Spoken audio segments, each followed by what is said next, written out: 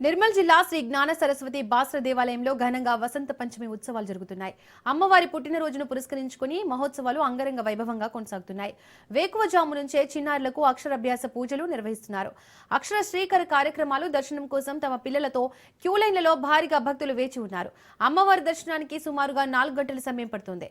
భక్తుల రద్దీ దృష్ట్యా పోలీసు, రెవెన్యూ శాఖ అధికారులు ప్రత్యేక ఏర్పాట్లు చేశారు.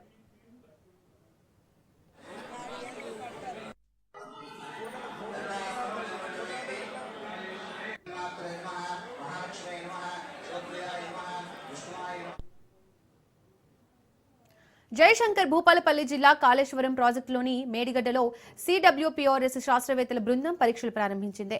బ్యారేజీ 7వ బ్లాక్ దెబ్బతిన్న నేపథ్యంలో ఎన్డీఎస్ఏ రాష్ట్ర ప్రభుత్వం సూచనల మేరకు సెంట్రల్ వాటర్ పవర్ రీసెర్చ్ స్టేషన్కు చెందిన 4 శాస్త్రవేత్తలు బ్యారేజీలో బ్లాక్ 1లో ఎన్టీటీ చేస్తున్నారు.